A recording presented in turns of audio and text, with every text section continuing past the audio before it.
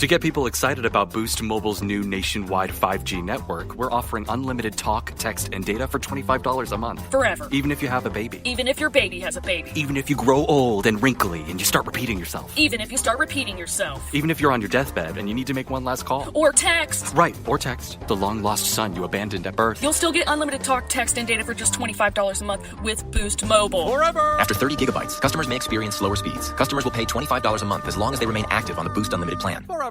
From ADT comes Trusted Neighbor, the new standard in home access. Through the ADT Plus app, easily grant and automate event-based or scheduled access for neighbors, friends, and helpers. Notify trusted individuals of events like alarms or packages, and set access windows for planned guests or even the dog walker without interrupting your day. Visit ADT.com.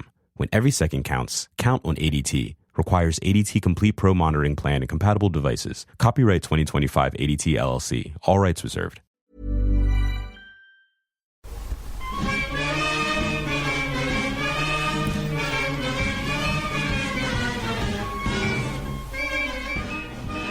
Hello and welcome to this. It is the EggChasers Rugby Podcast, the podcast about rugby that doesn't take itself or the game too seriously. I'm JB in the Rugby Dungeon on this glorious weekend of Premiership return. Hello, Tim. How are you?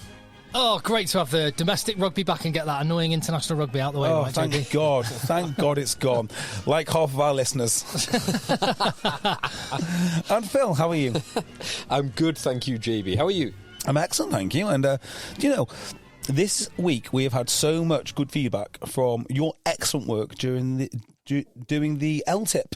The LTIP, it was a podcast. Enjoyable podcast. It was, wasn't it? A very timely episode, which was originally on our Patreon feed, exclusive to our patrons, but was so good, well-researched, thorough, and relevant, being as this Thursday is when the voting opens in grassroots clubs to, well, either go with the motion that Bill Sweeney has to be removed by the RFU board, and please, if you're at a grassroots club, please make sure. Well,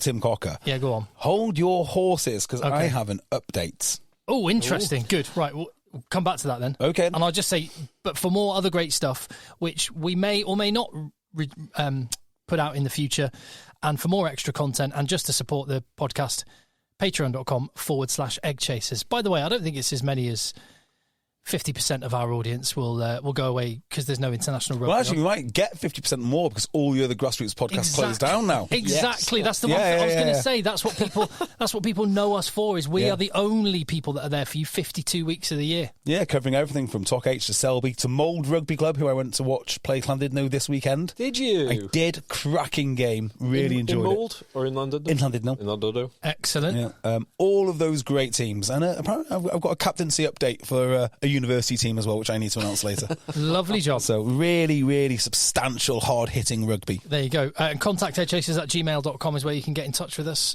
on email as well. So let's just summarise the LTIP podcast as Just in case anyone doesn't know, the LTIP is what does that stand for again? Long-term incentive plan. Yeah. Which led to Bill Sweeney getting a giant extra amount of cash. Not just Bill Sweeney, though. The whole of the board got massive. The exec got massive pay rises or bonuses, and a lot of those targets for which they got the money they would have achieved whether they were there at RFU headquarters working or whether they decided to just go on a yacht round the world for the year. So prior. just quickly summarise the Bill Sweeney situation, why you should vote him out. Yes. He employed people to devise a scam to extort the RFU. He then extorted the RFU, and then he employed more people to cover up the fact that he extorted the RFU. That is on the final one. Allegedly. The final one. So I think you're all correct. The final one, it was actually the council that commissioned the Freshfields report into it. Yes. I think but everything else was broadly right. Broadly correct. Okay. Whilst making numerous redundancies and to staff at the RFU, and also whilst in previous years has been the man. Like I will just say on what some of the interviews he's done. Funnily enough, hasn't come onto our podcast to do an interview. Not yet. I think he would have heard our Phil's in-depth research and thought, I'm not going a million miles within those guys. Probably something I don't want to do. However, he went to that sport and business podcast, which, I mean, Hard-hitting questions from what I understand. Really. Bill, you work for Twix. Tell me more about Twix, mate. Anyway. I bet you couldn't believe his luck. Twix, what are the million quid that I've fucking shoved down my trousers? Do you want to talk about that? No, Twix. Let's talk about Twix. Yeah, okay. What do you want to know? I can't even remember what I was saying. Yeah, so anyway, that's why you should vote out Bill Sweeney. Now, I still think you should, but I wish we had Game of Thrones music, because I have been sort of delving around into the whole game union crowd, which is a very unholy alliance. Explain to me what the whole game union is. We heard about these recently, didn't we? It's the people that were leading the charge to get Bill out and trying to corral clubs and referee societies and the like to do it. Okay, yeah, so this involved the referee society, didn't it? Yeah, well, it's tough, okay? It's tough to explain how exactly and what is going on. Yeah. But the whole game union came from the referee society motion to remove Bill Sweeney, right? Do you know who's leading up the referee society? Well, I know it's not Wayne Barnes, because he wrote in the Times or the Telegraph contesting some of the information that led to the referees union putting forward that motion. Correct. Okay. I have a feeling it's some guy who was like involved in either Chiefs for Change or something else like that. This is good. No. Right? Oh no. The guy who's in charge is a certain Dr. Adam White. Oh yes, he's the guy that says rugby should be banned in schools. Yeah, it's the concussion guy. So like one of the chief concussion grifters. And if you don't believe what a grifter this guy is, he went to the World Rugby, I think AGM or some such thing, and him and do you remember fetish researcher Eric Anderson? I do remember you talking about Eric Anderson. So these guys are so profoundly weird. Okay, you've got Adam White, okay, and his mates, researcher of all things fetish. I mean, just listen to this, okay? We'll just go through it again. The areas of expertise for Eric Anderson, who is the academic partner of Adam White. Sociology of sports, examining gender and sexualities. Okay, no further questions for you. Sociology of masculinities in either education or among youth. Homophobia in sport or education. And my favourite, monogamy and cheating among athletes and non-athletes. Oh, let me research that. Right? The guy, Adam White is in charge of the referee society, or whatever he's doing. The referee society... Well, Adam White, of course, let's just take a step back, was very much in favour of the high tackle changes. Remember that? He was. Yep. Which him and Alison Pollock were front and centre. Yeah, which caused uproar with the grassroots game, and I think has caused irreparable damage. And we don't realise it because I think some players have dropped out, older players have replaced them. I'm still playing. You look up and down the league. Refs are quite often ignoring the new rules anyway. Just players you want. And that has been not co-opted, but combined with the championship clubs. Now, the championship clubs, of course, are what?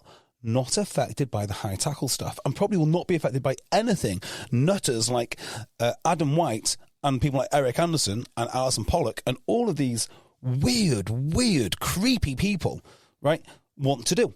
So you've got these guys and the championship wanting to get rid of Sweeney. Who comes in if they win?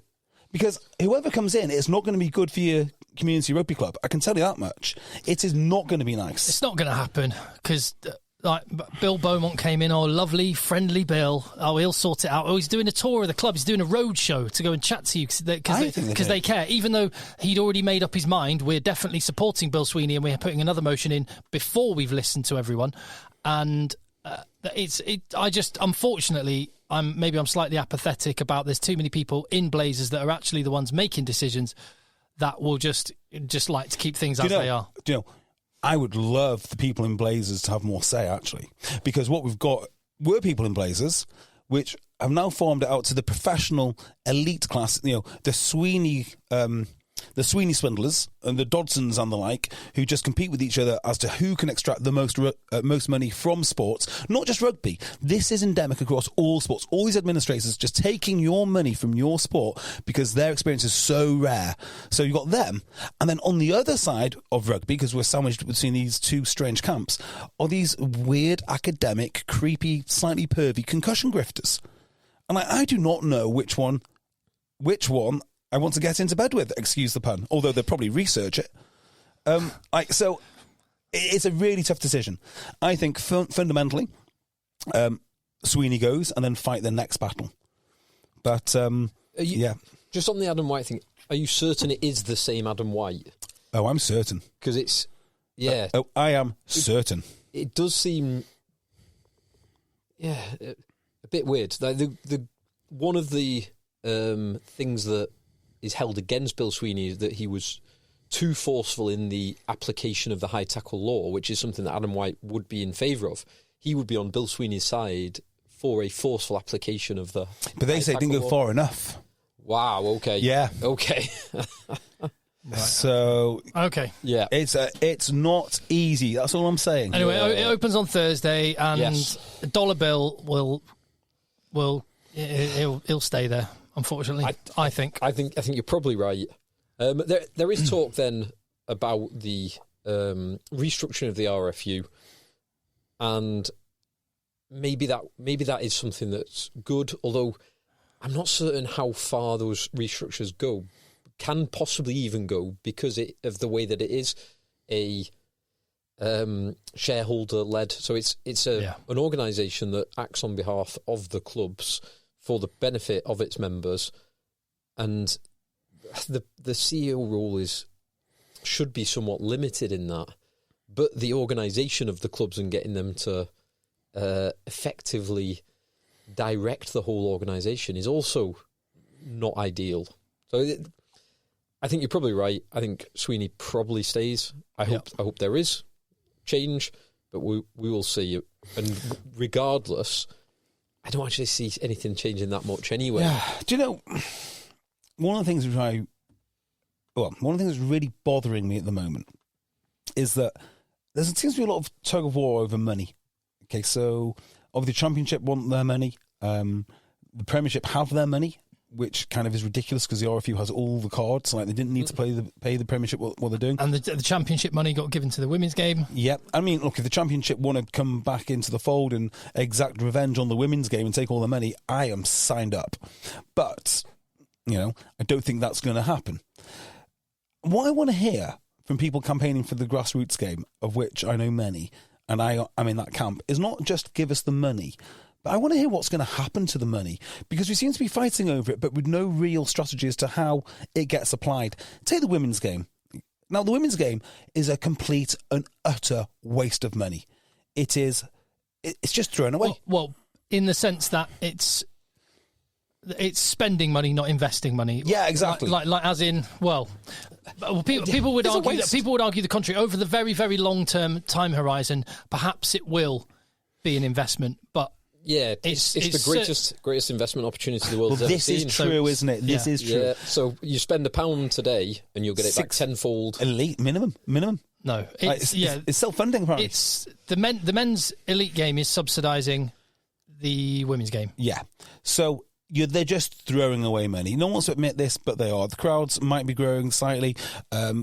Iona, whatever name, is a cool acquisition for the league. Yeah, for a few months, and the definitely figures increased for Bristol. And there's a lot of people that would say that's money that's worth spending and diverting.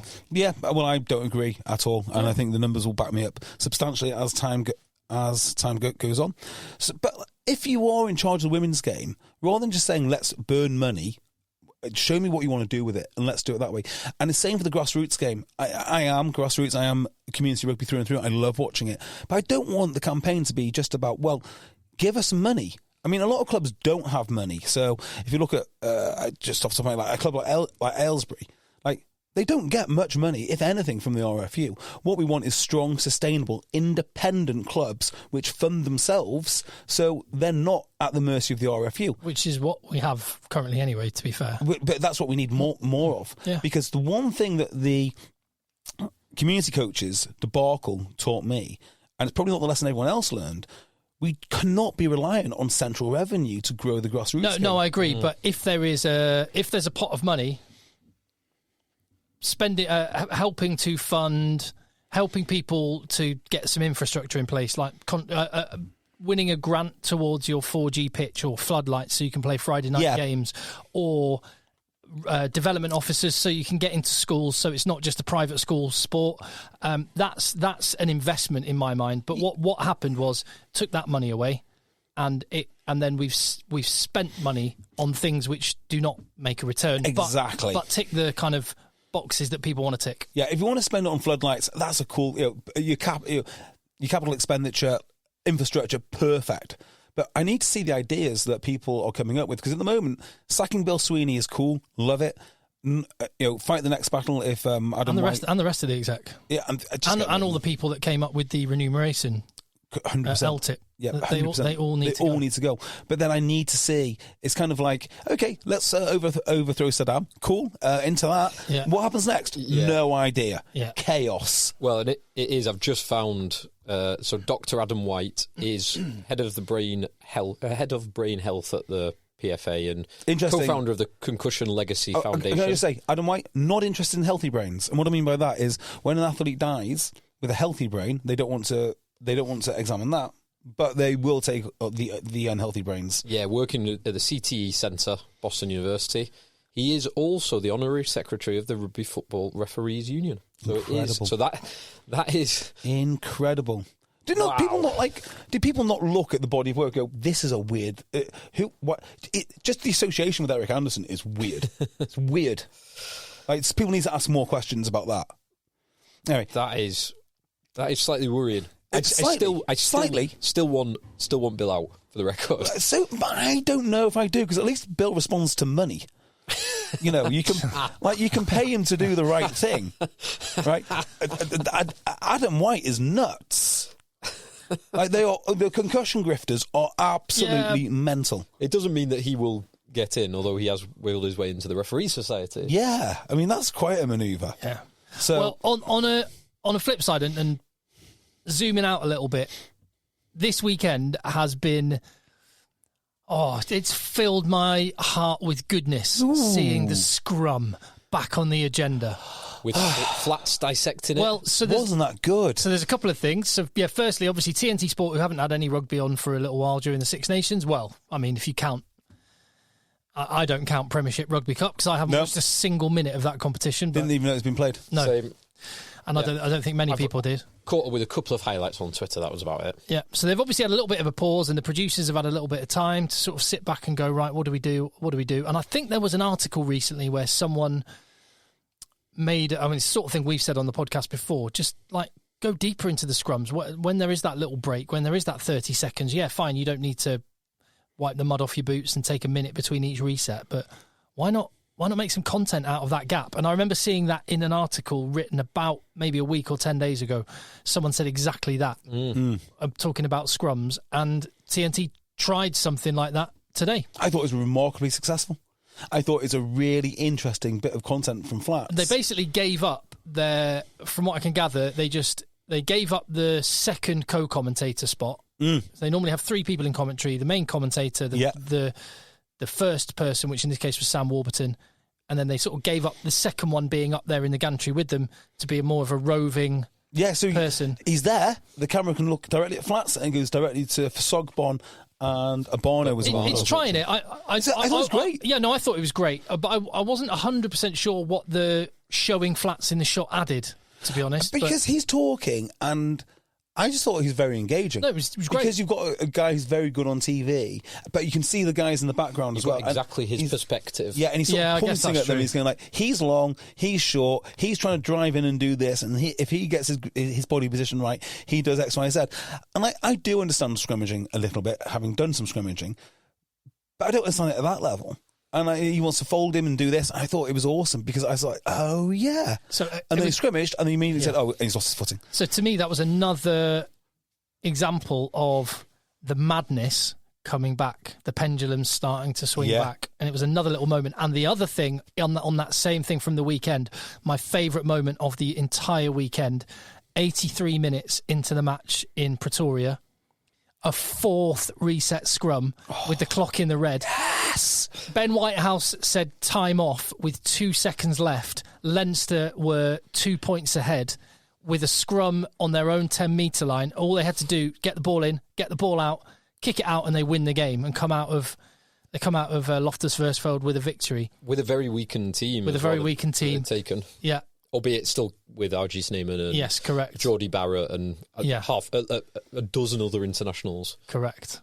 And 4 reset scrums, and the whole thing took 3.5 minutes. Yes. No one complaining about this taking too long because it was right at the end of the game. It had no impact. It was just extra rugby, and the Bulls marmalised Leinster. Right. So how about this? A couple of law changes. First of all, let's go back to 5-metre scrums for held up balls. 100% with you. Yeah, it has to happen. Yeah. Number 2. We need to change the laws in the last 10 minutes of a game, kind of like American football, to tighten things up. And one of those things is the free kick from scrum goes away.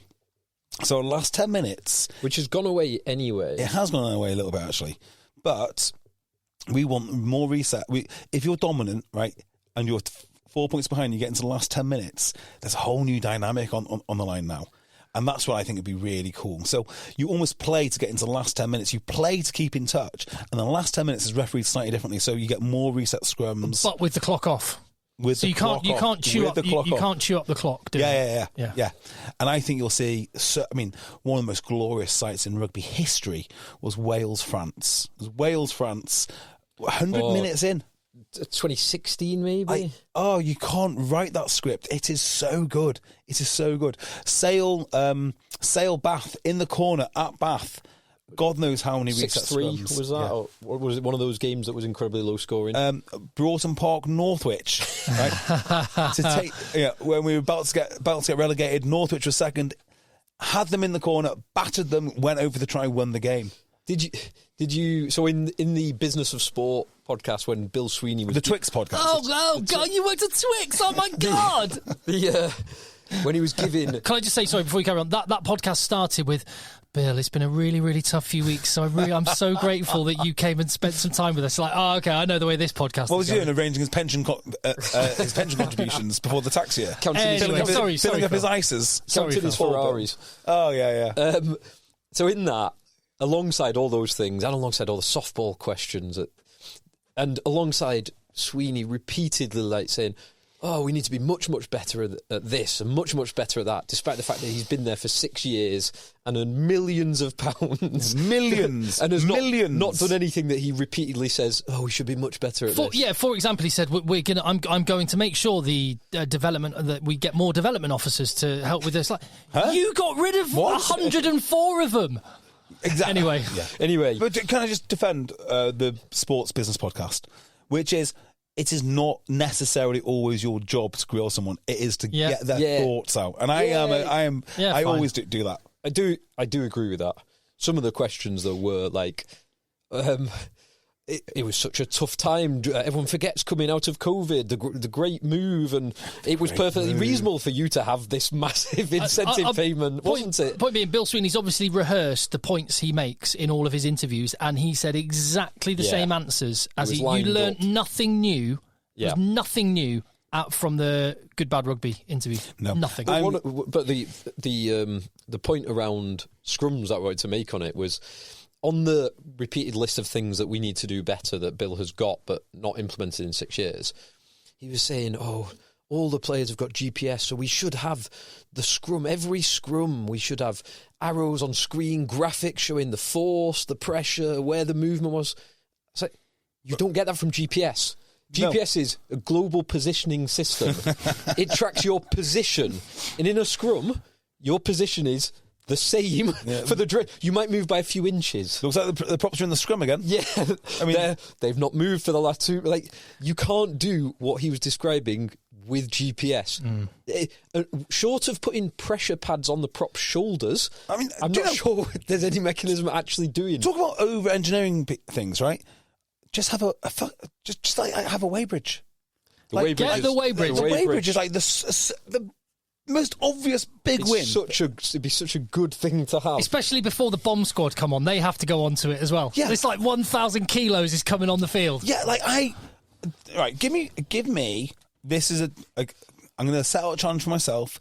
It's up to Premiership Rugby to accept it. Give me 3 hours, and I'll get you a sponsor for the weighbridge.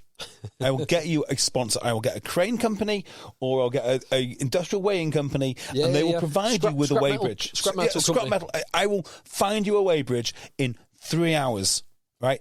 And it's just great TV. It's great viewing. We've said it for years. What is wrong with you? Why don't you listen? I mean, you do listen. I know you listen because you talk about us all the time. But why don't you do as we say? I don't understand it. I do not understand it. Yes, completely agree. So we're not going to get that scrum pressure.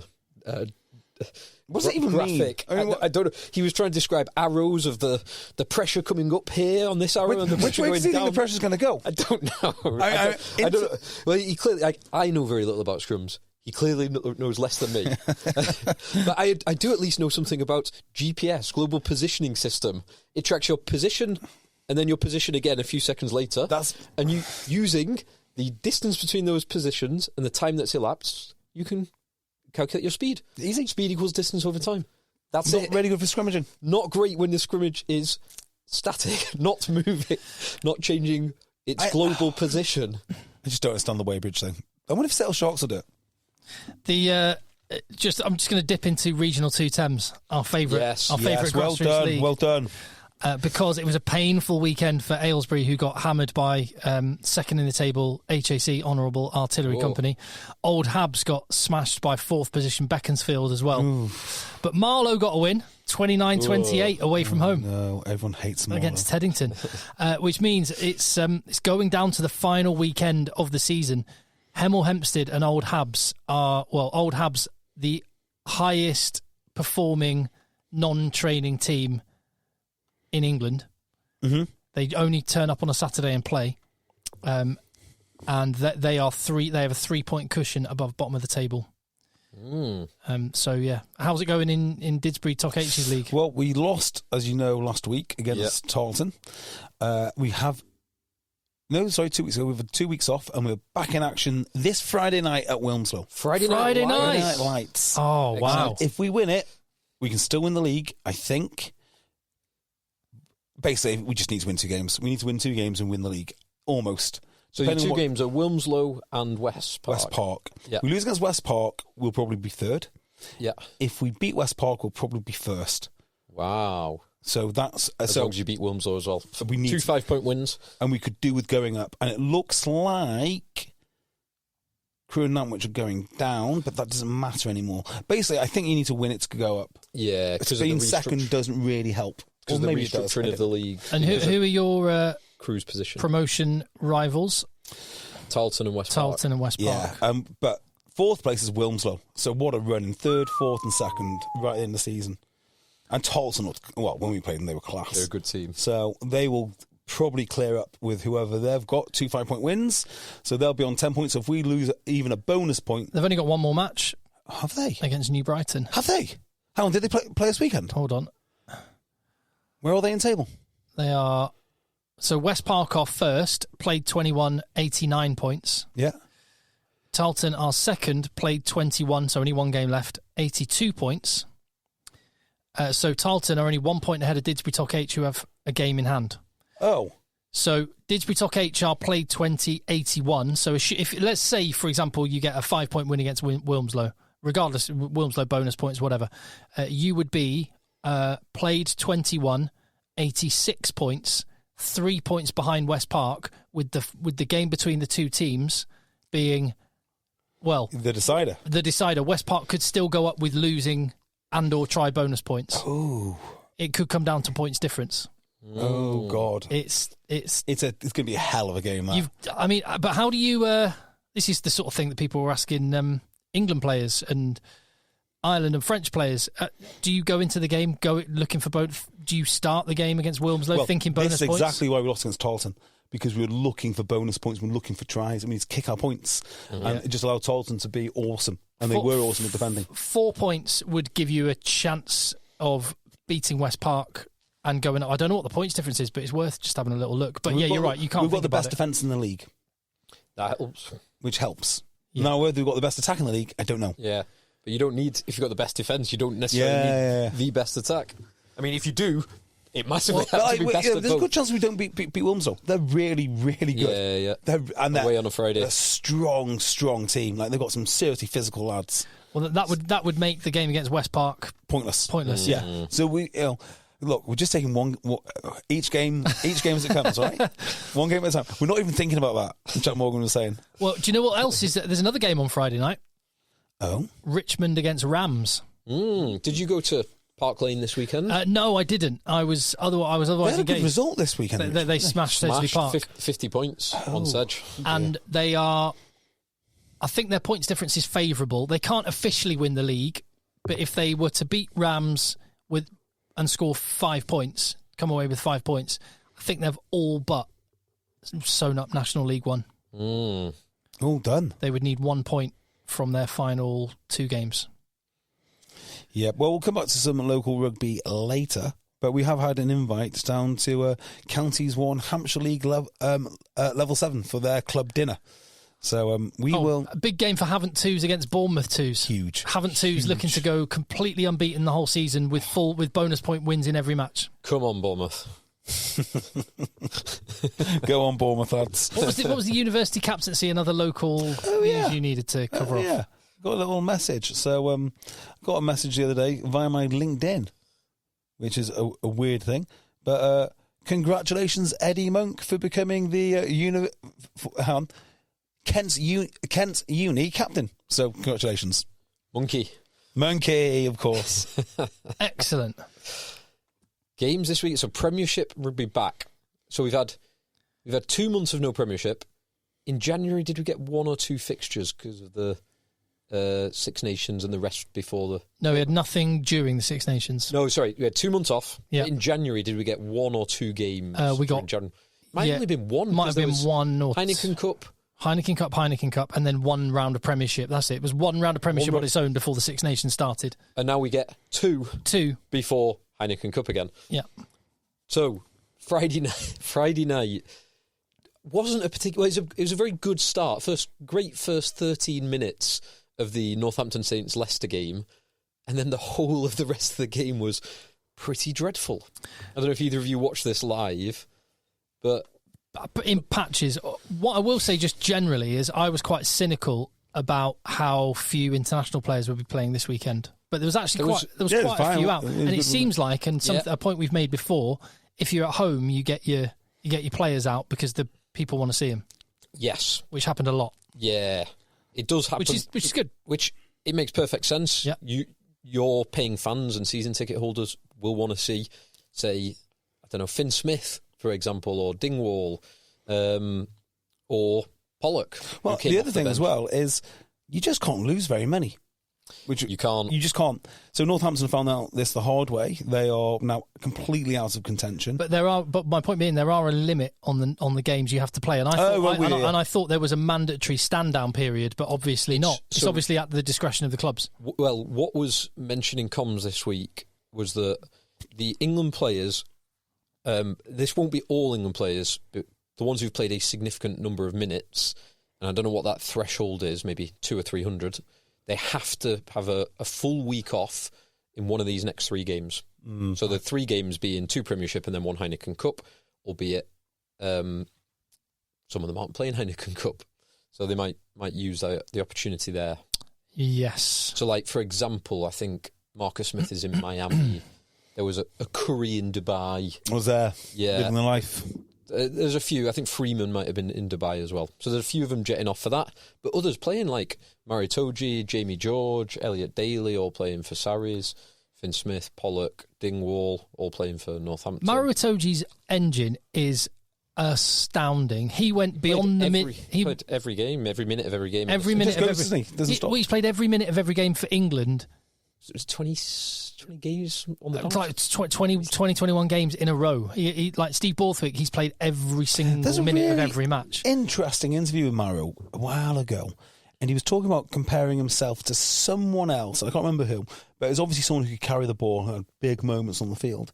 And he said, I don't do big moments. Like the way I express myself on the rugby field is my work rate and my interventions, which is a perfect description of exactly what he does. Yeah. Yeah. I mean, he does have some big moments. Like I'm thinking back to Saracens against, God, was it Lyon or someone like that in the Champions Cup, where he strips the ball on the halfway line and goes 50 metres and scores. Yeah. Like things like this. He doesn't have big moments. Sorry, it's not that he doesn't have big moments, but if he prides himself on being above average all the time. Yeah. And in rubbish jobs. And in the unseen stuff, it shows why he's so good. Weird thing about Mario Itoje is he is lauded as the most marketable player in England. He probably is the most marketable player in England. Is he captain now? Yes. Yeah, so he's even England captain. He's going to be Lions captain. Since the Six Nations. Weirdly, nobody knows how he plays. Nobody, if you canvass like average rugby fans, international fans, they all know his name. But if you say, well, what did he do today? No one would be able to tell you unless you really watched. But that's someone like Richard Hill has that accolade, or had that accolade when he was in his prime. In the 2003 World Cup, he was the player that you would rarely notice, but allowed all the other players to do the stuff. If I had to summarise Mario Itoje, it would be on a rugby field, a disruptor. He is brilliant. He's probably the best. He's probably the best in the world at maul defence. Just messing up an opponent's maul. He slows down ball at the breakdown, which is quite why he often skirts very close to the line and can get on the wrong side of referees on penalty count. But although being captain does help with that. He does help with that. If you're allowed to chat to the ref and you've built up that rapport, you look at Richie McCaw. Can I take it? Yeah. So Tom Robertson. He's just a menace. When he won the penalty, despite being completely not on his feet against Scotland, like floating in midair on his hands. Yes. Great player. And he's got great foresight as well. When there's both in attack and defence, if there's a half break to be made, he's often seen it before anyone else on both sides of the ball. So, which games did everyone watch? I've watched pretty much everything. So, some of them I dipped into more or less. I think it's you're only talking Premiership. I watched all sorts of rugby this weekend. I watched all sorts of rugby this weekend, but Premiership. I am only talking Premiership. So on Friday night, I watched, and it was a dreadful game. Northampton-Leicester. It was a dreadful game. I enjoyed it. 33 handling mistakes. Yeah, but I enjoyed the hammering. So in that game, I've not seen the ball in play time. I bet there was only 25 minutes of ball in play. So your handling mistake was more than one per minute, averaging across the ball in play time. Yeah, but I did enjoy the hammering away. Yeah. I enjoyed the storyline of Northampton with all their stars out and the current champions getting battered by their local rivals. But that storyline was done after 50 minutes. Yeah, but then the rest of the game was just... Neither team could catch the ball. But the thing with Northampton, right, the thing why I enjoyed it, and if they're continually knocking on the ball, you think, these two teams are terrible. Let's say it's Newcastle versus whoever, right? Exeter, there you go. And there's knocking on these two teams. With Northampton, it's the hope that kills you, because at some point they're going to come alive. They could come alive for the last 15 minutes, so you stick with it. And it's building this narrative. I thought Andre Pollard was good. I thought Woodward was not too bad. Woodward was very nice. Yeah. Like seeing Woodward. You saw this game all the way through, minute 0 to minute 80? I watched it on delay. Because I didn't. I watched. I watched Glasgow against Munster, which was ace. Was it? I did watch this whole game, and with about 15 minutes to go, and it was just at that point game was over, and it was just continual knock-ons. Yeah, and then no one was rushing to the scrums. Northampton were disappointingly unenthused about getting to the next one. It was just so slow and stop-start. I was like, I should really turn this off, but I'm going to stick with it. I'm going to watch every minute. You come so the far. last 15 minutes, in my head, it took about an hour and a half. I just fast-forwarded through all the bits. Yeah, I was watching it live. Yeah, okay, fair enough. It was awful. I was going to say, do you think there's an element of Six Nations hangover for Northampton? No, because they've continued where they left off. Fair. But they're eighth. But they've only got 5 wins this season. But do you know when you get these players, you got Finn Smith, you got Dingwell, you got whoever else, Hutchinson, Ram, Hendy. No, not those. The England boys. The England boys. Okay. And so they've only got 3 of those really. So the point I'm making is, when you've just come from a month's, 2 months worth of England, the build up to England, you're not really focusing on your club game. You're taking all these selfies in the change room. You with all your Northampton mates. They've got so many selfies on Instagram. And then you're back into Northampton, and maybe you're just not putting it in as hard as you should do. Maybe. And so Finn Smith and Dingwall obviously started the last couple of games. in the Leicester Tigers team, there was a few players on the periphery. So like Van Portfleet, who was what very, a try, very by good. the way. Yeah, What a try. he was man of the match, deserved man of the match. Amazing try, genuinely amazing. But he played like 15 minutes every game. Not even every game because of Randall was involved in a couple of them. So he played maybe 40 minutes across the tournament, and Freddie Stewart played the first game and not the last. That Northampton pack is not far off their first choice pack. Yeah, but they're not about the pack, are they? Well, no, but what I was going to say was the stock of Alex Waller, Courtney Laws and Lewis Ludlam has gone up through the roof this season because Northampton pack suddenly looking toothless after losing those three guys. What's his name? Augustus is going? Yeah, in the season. Coles and who's the other second row? Coles and Moon were the two locks last year as well, weren't they? Yeah. Coles obviously. What about what's happened to Coles? He's still injured. Coles? Is it Moon that's gone to Bayonne? Somewhere. Not really playing there much, but yeah. My beloved Bayonne. When did Coles was on the bench? When did Thingy go to Toulon? Was it last year? Last year. Well, no, after they won the Premiership. Who are you talking about? Ribbons. Yeah. Oh, yeah, 2 years ago. Ribbons was 2 years ago. Ludlam was last year. Laws was obviously last year after the Premiership. And Waller retired. Yeah, there's a lot. I mean, yeah, you can look at when you look at that team and they're in full force, you can see where the money's been spent, and it's not up front. Yes, not now. And even the back line, a lot of it is young and homegrown talent. So like Smith is not homegrown, but they got him as a consequence of Worcester's demise, falling apart. Yes, exactly. The rest of them are predominantly homegrown. Yeah, apart from Ram. Who's not? And Seabrook was Gloucester. Okay, but the starting line: Furbank, Freeman, Hutchinson. I'm sure he came from there. Slightome, Furbank. You said Furbank. Yeah, Furbank. Yeah, Mitchell, James, Hendy. Tom Dingwall, no. Tom James. Not Tom James. Well, he is homegrown, but who's the other one I'm thinking of? Always getting mixed up. Freeman. Freeman was Tigers originally. He was released though, wasn't he? Yeah. And then picked up. Imagine releasing Tommy Freeman. What were you thinking? Yeah. Yeah, you can go elsewhere. Now he did have. So obviously he's enormous and rapid, which is always a good sign. It's a very, very good sign, isn't it? He's 6'3", 100 plus kg. I can run really fast. Sprint. Don't think we need him. He did have problems with epilepsy when he was younger. Did he? Yeah. So I have no idea if that was related to his Tigers release or what, but I know he has had some issues, and hopefully all of those are long behind him. He's a great Tigers will have some recruitment problems as we keep on talking about. Their fly half has gone. Montoya will have gone. Checker will have gone. But actually, looking at this performance, it makes me think that maybe they can finish on a high. And I mean a real high, semi-final and final. I mean, they've got to win it this year.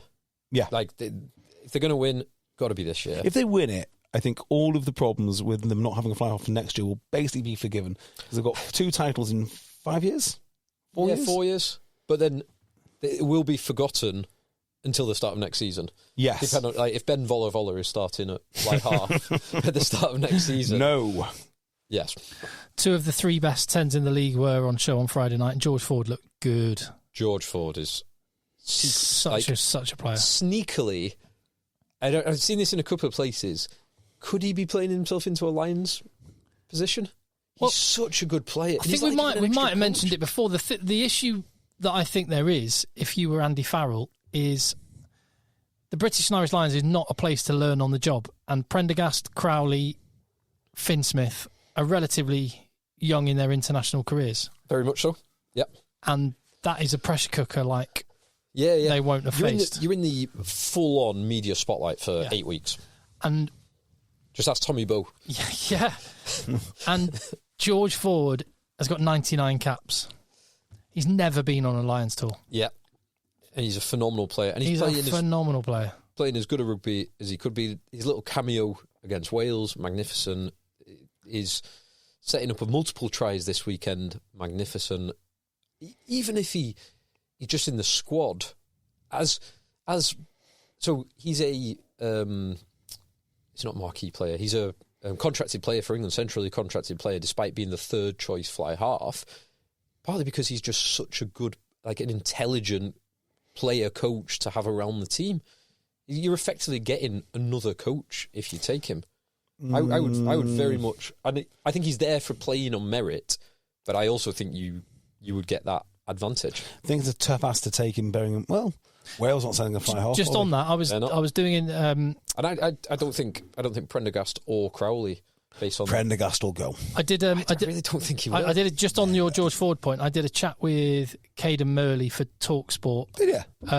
A few weeks back during the Six Nations, and I was asking him about who he roomed with when he was in England camp, and he mentioned George Ford, and I went, what sort of a roommate is he? I imagine he's good. He's got a coffee shop. He makes a nice flat white. And he said he makes a lovely coffee. Nice guy. He said, to be honest, I didn't see much of him because he spent most of his time going over plays and watching stuff, doing his video analysis on his laptop. That doesn't surprise me one little bit. He's going to be a top coach, isn't he? Yeah. Well, they're from that lineage, aren't they? So Joe Ford, I think, is Doncaster. Jacob Ford is in a school. His dad does a bit of coaching. I've heard that. Yeah. I don't know where Mike is at the moment. I heard he's at Oldham Rugby League. I don't know if I made that up. Oh, I did see something about that because I'm sure there was a little snippet from a podcast or some interview that Mike Ford did maybe 6 months ago saying, oh yeah, we've got a plan for George. He'll play until he's 35, 36 and then retire to maybe play a coach of Oldham Rugby League. I was like, that might be your dream, Mike. If you're well, he's done it at Bath. He tries to do it at Tigers. I'm surprised he's not for the Sale Sharks job based on that. Yeah, exactly. But I as Phil alluded to, I got kind of fed up with the low quality of the game and the lack of certainly the lack of competitiveness of it. So I flicked over. The right thing. I flicked over to the URC class game. With Glasgow against Munster, repeat of the semi-final last year, 28-25, which just highlights, and I do want to speak up for the URC this weekend, the scores were, regardless of the teams, 20-17, 28-25, 35-34, 21-18, 21-20, 30-34, 43-40. The only game that was by a margin of more than 4 points was the Stormers winning away at the Scarlets, and their try that took them to 12 points. 12 points difference was in the 78th minute. Absolutely awesome weekend of URC. So good. And I've already mentioned the scrum to win the game. You have. Now, is that...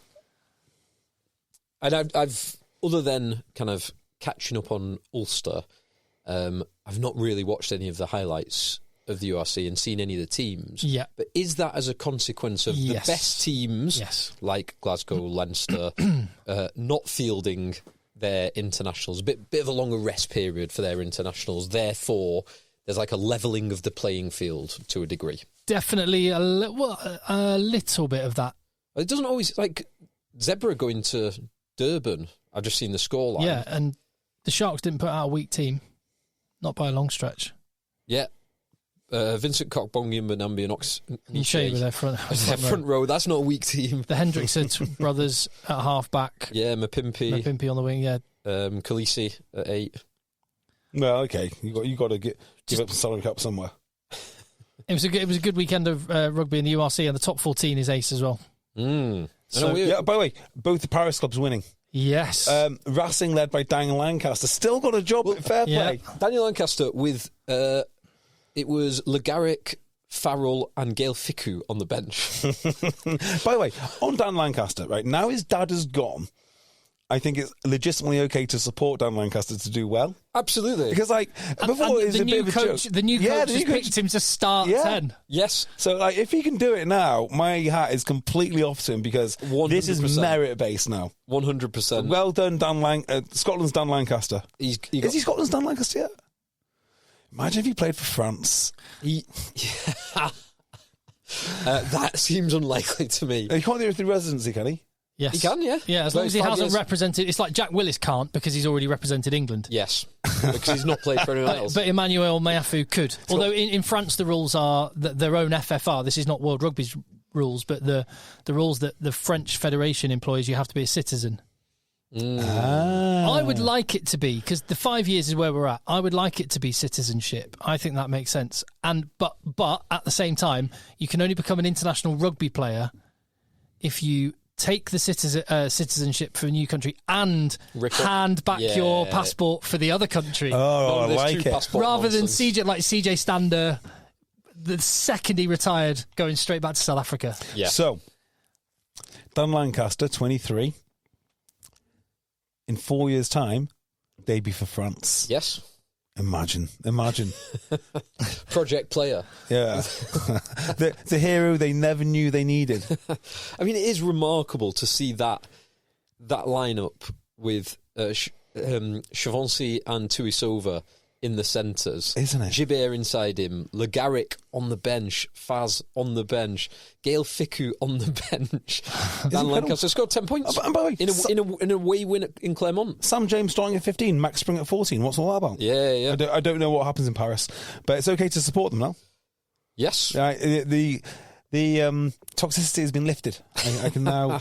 So I've always felt akin to Racing. I quite like them, but I couldn't do it whilst they had Khaleesi and they had Lancaster And Farrell. Now Farrell is a bit of a problem for me. But Farrell will be going to Leicester next year. He's got to go, hasn't he? If you were, I was just one person I want to put on the Leicester Tigers radar when we've been talking about who they have as their fly half. I imagine he's under contract and seems very happy. Joe Simmons is the top point scorer in the top 14. His contract is until 2028. Oh, is that right? And Section Palois they got a win at the weekend and are in the mix for the playoffs, which for their budget is an excellent job. And they've also got Dan Robson there. Yeah, I've always been a fan of Joe Simmons. I think he's a very good player. And it's very good to see him doing well in France. Someone must have done this already, but when we have time, we should do a England 15 from France.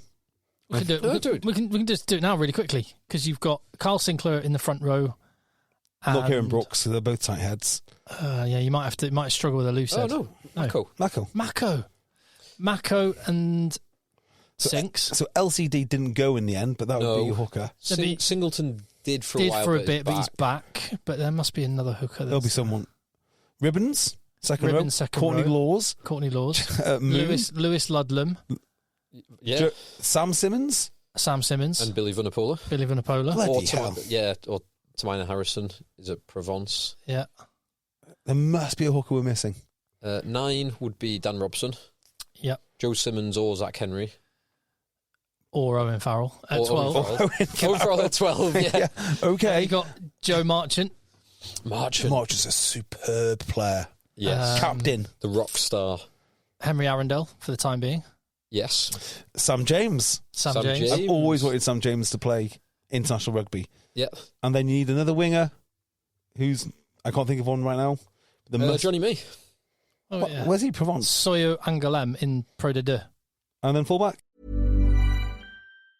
The new Boost Mobile network is offering unlimited talk, text, and data for just $25 a month for life. That sounds like a threat. Then how do you think we should say it? Unlimited talk, text, and data for just $25 a month for the rest of your life? I don't know. Until your ultimate demise. What if we just say forever? Okay. $25 a month, forever. Get unlimited talk, text, and data for just $25 a month with Boost Mobile forever. After 30 gigabytes, customers may experience slower speeds. Customers will pay $25 a month as long as they remain active on the Boost Unlimited plan. Does it ever feel like you're a marketing professional just speaking into the void? Well, with LinkedIn ads, you can know you're reaching the right decision makers. You can even target buyers by job title, industry, company, seniority, skills. Wait, did I say job title yet? Get started today and see how you can avoid the void and reach the right buyers with LinkedIn ads. We'll even give you a $100 credit on your next campaign. Get started at linkedin.com/results. Terms and conditions apply. Sam James. Hold on, Sam James. Faz and Lancaster in the centres. Lancaster as well. Sam James 15. I know the RFU would... We'll have missed loads of players there as well. Yeah, I know the RFU would never... Jack Willis, for example. Yeah, Jack Willis. Great. Oh, yeah, Jack Willis. God, Jack Willis. Oh, my word. Jack Noel. Jack Noel's a winger. Yeah, Noel's got to play. Yeah, people have told me... Jonathan Joseph's at Biarritz. People have told me that... oh, my God, yeah. People have told me... I'm thinking of you, Mark Evans. The drain from English rugby will not be great is wrong because all those guys spread around the Premiership would make a hell of a difference right now. Like hell of a difference. But as a consequence of not having Ludlam and Laws and the like and Moon, we get to see a bit more of Henry Pollock. This is true. But also Northampton are rooted to the bottom, the near bottom of the table. They are true. So swings and roundabouts. Well. Yeah. Just purely selfishly, I would like the odd player, and I don't think it would be a massive drain because French clubs have only got so many spots, and they are picking players from all around the globe, not just from England. But I would love more players to go and get better. We've already talked about this, players we would pick to go to other clubs or to go to France. Go to France for a period of time. To improve. Yeah, so I know it can't be done for contractual reasons, insurance reasons, all the rest of it. But it used to be the case when teams came over, like Australia or New Zealand, they would do a tour. It was a real tour, so you might have a Gloucester game as well as England and whatever. Or did your brother play in the Championship 15? Yeah. What a team that is. Against New Zealand Maori or some New Zealand 15 or something. I'd love to see more England 15s from the Championship. I think it's really important.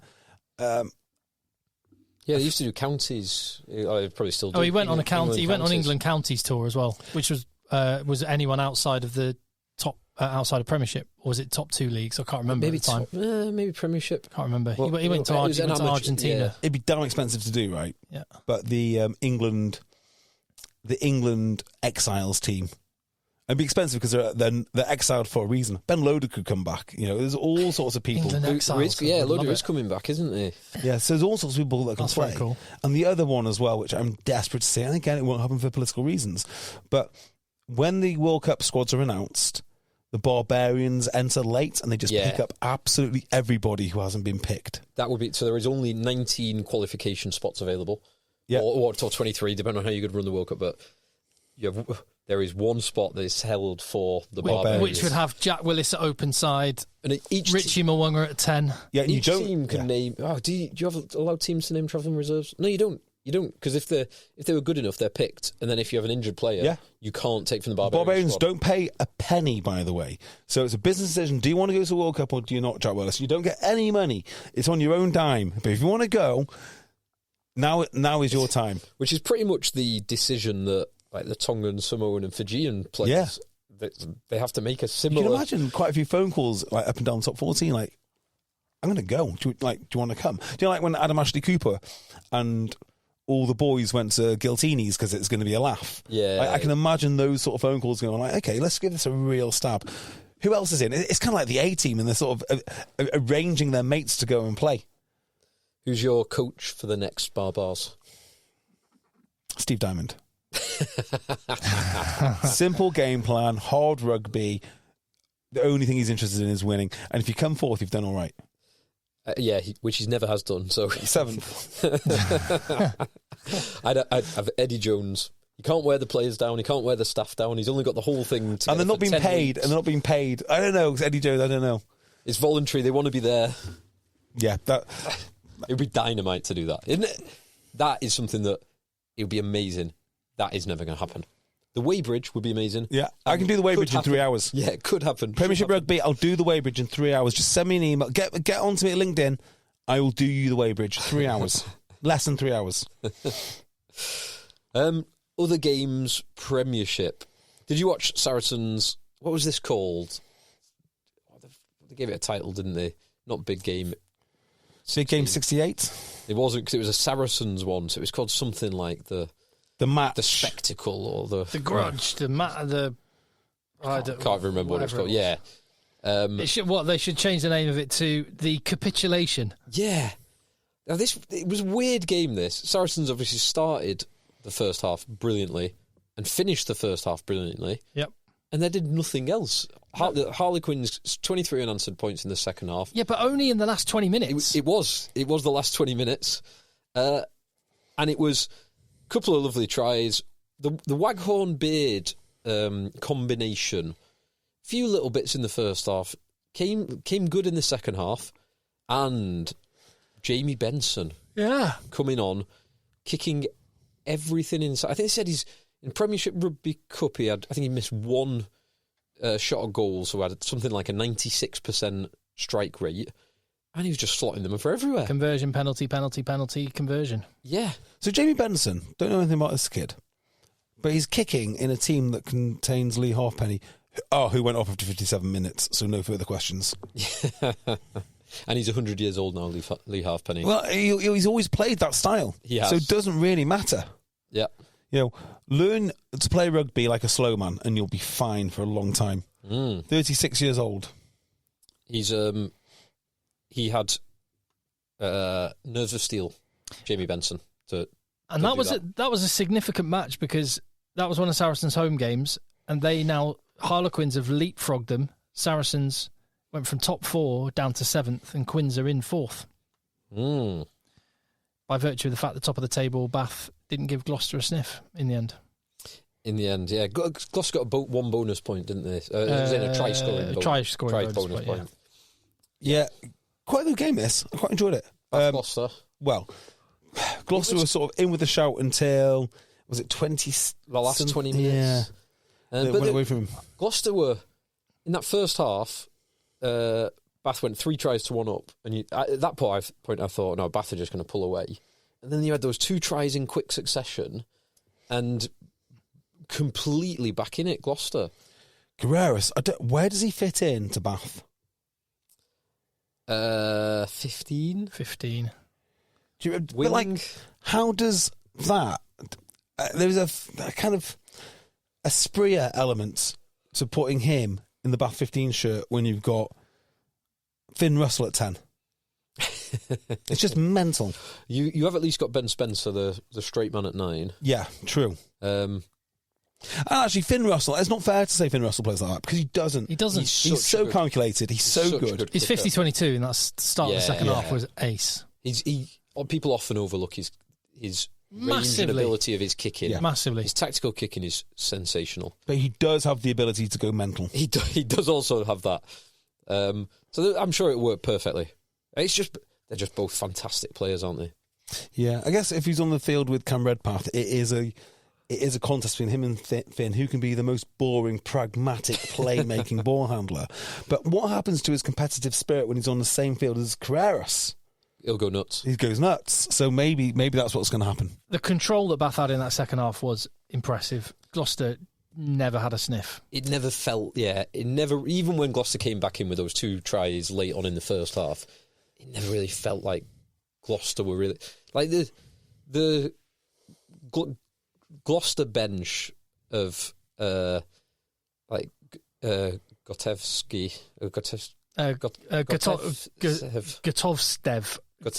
Very good, by the way. I like him. And Ruskin and Singleton. Yeah, Valropava, Ruskin, great. Singleton, good. But like Jordan, Taylor, Englefield,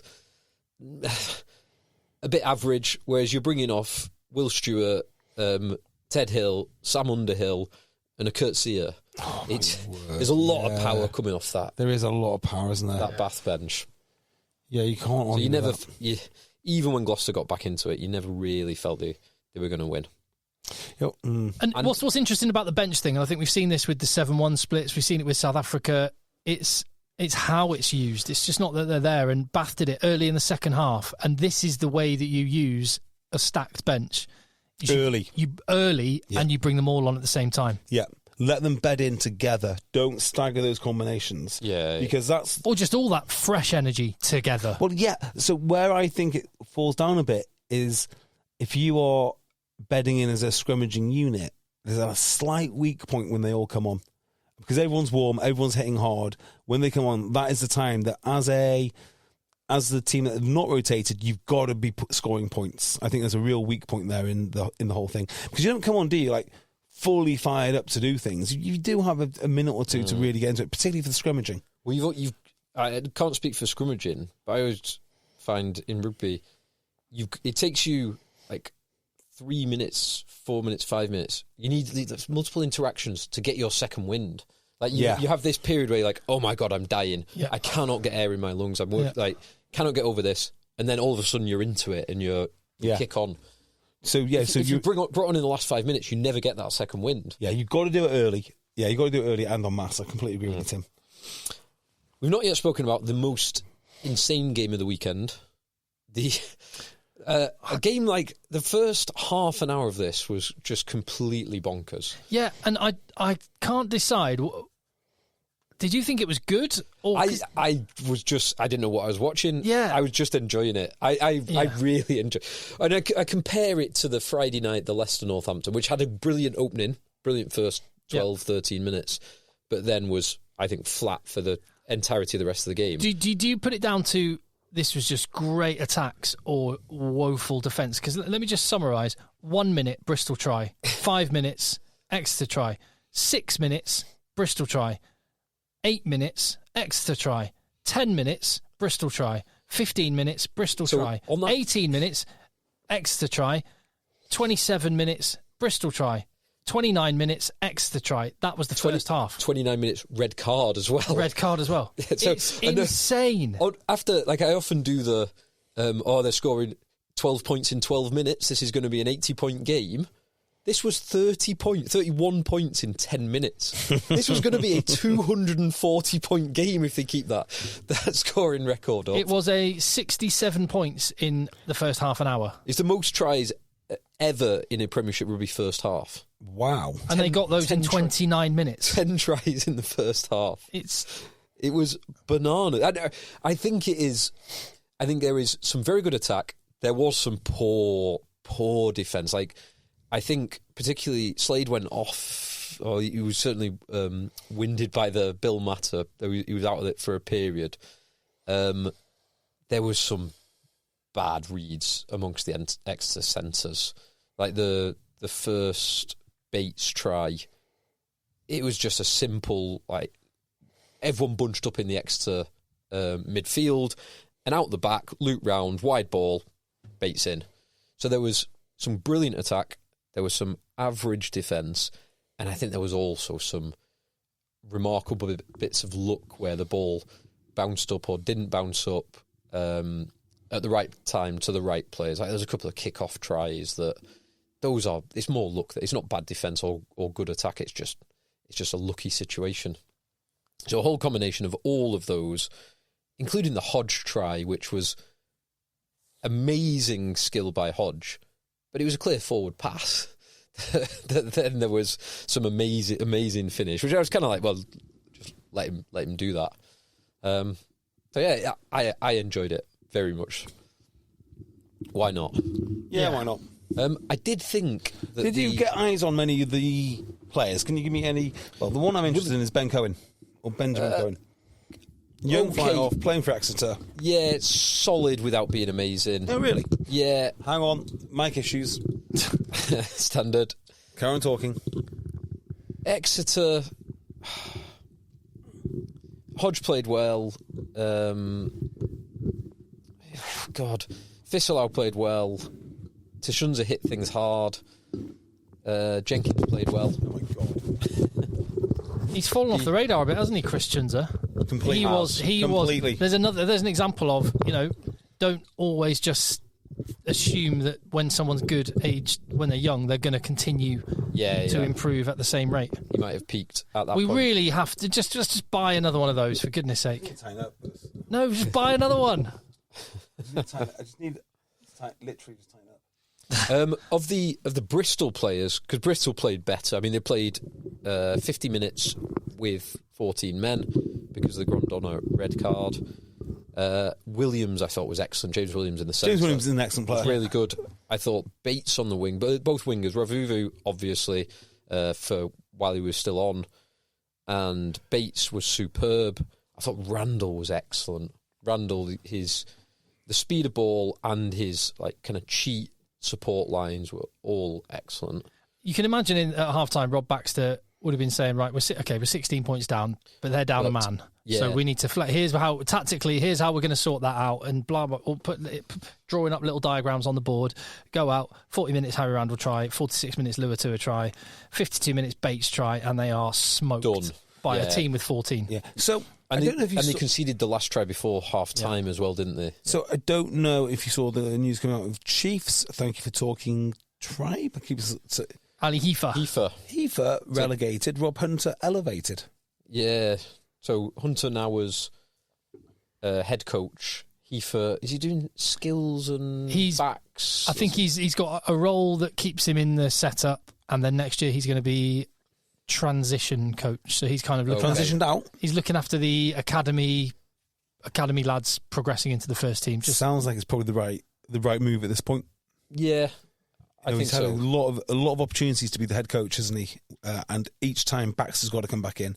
So I think, good servant, something needs to change. And one thing I will say on this game, I agree with that, and it was mentioned, I want to say by Nick Mullins in comms, that they were eyeing up that in the off season. I thought, well, kind of why wait? Why not give him the mini off season over the Six Nations and then the last, whatever it is, 6-7 games of the season? So that makes sense. One thing I did want to talk about this was the red card, which I think this kind of a little bit bucks the trend of what we've been saying with refs are looking to mitigate down. Being a bit more lenient and mitigate down. So I think go back even 12 months, this is definitely a red card, consistent with everything that was done over probably a 2-3 year period. I think in other games this would get mitigated down to a yellow card because Maloney was accelerating into the tackle, the ball carrier. Grondona was pretty static and stationary, and the way that it has often been judged recently is it's not the overall speed, not the closing speed, i.e. the combination of the attacker and the defender to determine the high degree of danger and the degree of force. It is purely on the defender's side. How much do they accelerate into the tackle? And there wasn't that much on this one. So I was a little bit surprised on that.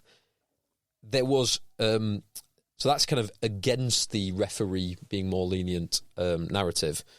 In the Saracens Harlequins game, there was a Lazowski high shot that Austin Healy kind of immediately said, that's a red card, that's going to be a red card. Yeah. And then it ended up being yellow card mitigated down to penalty only, which I'm absolutely fine with. Fine, whatever. But move on. That is, I must admit, I was slightly surprised. I thought it would be red card mitigated down to yellow card was where I probably would have put it. But we are still getting a little bit of inconsistency across there, for my mind. But I think we're in a better place overall. So much better, isn't it? Yeah, we are better overall than where we were. That's all the Premiership games except for Sale Sharks, but we kind of said that George Ford is really good, so that's the end of that. And it was on at the same time as another game, so didn't watch it. And how good is it to have, I've forgotten his name, the winger who was really good for Sale. Roebuck. Roebuck. So England, obviously, you've got Freeman, you've got Murley, who's injured, Faye Woboso, who's injured, Slightholme, who's injured, and Roebuck, who's a quality operator. His run and offload, breaking tackles to set up the Rob Dupree try was just superb. So, England are very lucky. muscular, isn't he? The way he runs. 6'3". I always thought when I first saw him he was going to be an 8. Really? Yeah, when I first saw him train, God he's knows a big how boy. many years ago. Big boy, superb in the air, great handling, great pace. England are very lucky to have that Comms depth. said today in the Bath game after watching Guy Pepper that England, I think Sam Upton said it, had the deepest resources at 6 and 7 of any nation. I don't agree. Not even close. I think France and South Africa have the deepest resources at 6 and 7. Probably. But the talent, it's very good. The talent that England have got. At 7, I don't agree with 6. 6, you're right. Yeah. 7. We don't have big men. There's no Peter Steph Toy, is there? 7, I would go along with it, which is mad because that was the position that was like the 12 now. We had no 7s once upon a time. Tom Curry is a 6 when he needs to be, just because he can't play 7. Yeah, but if you... Guy Pepper can, but it's not Courtney Laws, is there? No. The closest to Courtney Laws is maybe... Maratoji. Maro, yeah. Or Chesham, depending on who you're going to put there. It's Chesham, yeah. But I don't think Chesham is as good a 6 as... I think he's a superb second row. I don't think he's as good as 6. I don't think he's as mobile as Big Courts. So it is 7. And the talents at 7 England have, I think he's exceptional. Really is. So Earl's been playing there. You've got a brace of Curries. You've got our friend Pollock. You've got Pepper. You've got Underhill, who wasn't even involved. And then you've got boys like Ludlam and Sam Simmons, who are both in France, who've obviously not available. I think that England at 7 have got I think real England depth. at 7 have got a deeper than France. Yeah, I know that's because we know more about the England. You obviously watch a lot of French. Yeah, I watch quite a lot of French rugby, and I'm just thinking a lot of the guys in the back row is where people get their foreign player in. I'm thinking my beloved Bayonne have foreigners in the back row. You've got Toulon who have Lewis Ludlam and Issa, Fernando Issa in their back row. So, well, I mean, there's 3 positions, isn't there? There's 3 positions, and they're fairly fluid. So you do need strength and depth. Yeah, 7, even more than South Africa. Yeah, I think England have got the deepest resources but there. 7 only. I would swap half a dozen of our top 7s for 2 props from South African props. 2 South African tight heads. That's it. That's all I think want. England loose head is very good. Yeah, agreed. Like Bevan Rodd scoring that try this weekend, and he's 3rd or 4th. Yeah, I think England loose head, brilliant depth. It was great to see for Sogbon back playing, and I think Will Stewart has massively stepped up. Yeah, massively stepped up. I would love just one more mutant. Like, would you take a Wilco Lowe as an example? Yeah, Quadzilla, take him. Wilco Lowe or Thomas Tutoy, who are like 3rd and 4th choice. I would give up. How many top English flankers would you give up for Thomas Tutoy? All of them. A lot. I'd let South Africa have one of the Curries and... well, you've got to take from the top rank. You can't... Oh, yeah, okay. So Underhill. They can have Underhill. Underhill, a Curry and Ben Earl. Yeah, I'd give them all 3 of those for Thomas Tutoy. Yeah, I would. Yeah. Yeah, and I think that was probably a good trade as well. Just one interesting... well, I find it interesting anyway. Potentially, despite the fact the salary cap's going up, is there still a lack of competitiveness from the Premiership that Exeter cannot get their hands on a 9 and Leicester appear to be in a real hole getting a 10? So Exeter have got a 9, but it's Stephen Varney. So he's signed, hasn't he? So that was announced last week. But I think they wanted a Nick White Mark II. Was it Gordon? Yeah, I think they wanted Jake Gordon. Yeah, they wanted someone who is a little bit more. And Varney's a good player. He's a decent player. He's still very young. Yeah. But you will... I mean, it doesn't matter as much. You might lose him for a few games of the season, which doesn't matter as much with the Premiership playing fewer games. But he's not Nick White. But Leicester have got the cash to spend, but are they going to be able to find a player to spend it on? No, and I'll tell you why. Just the quality of fly half is not there. The available quality... well, it's the available quality fly half is not there. So I think they might have to go for a stopgap. It's not good for Leicester Tigers because you can't just get a guy in for 1 year. They want to be a successful, perennial champion. Yeah. So they need someone for 5 years. Why they couldn't speak to Pollard and get him for longer, I do not know. Back to South Africa. Well, private money taking him back to South Africa. Maybe, but... He wants to make it to... It was apparently Jake White... Well, so the rumour is that Jake White had nothing to do with Pollard going to the Bulls. Wow. And it was a private investor via the chairman or the bosses simple at the club. So it was all private money. There's a lot of private money flying around in South African rugby, and they just basically... he's being paid by I believe, by a rich Bulls sponsor.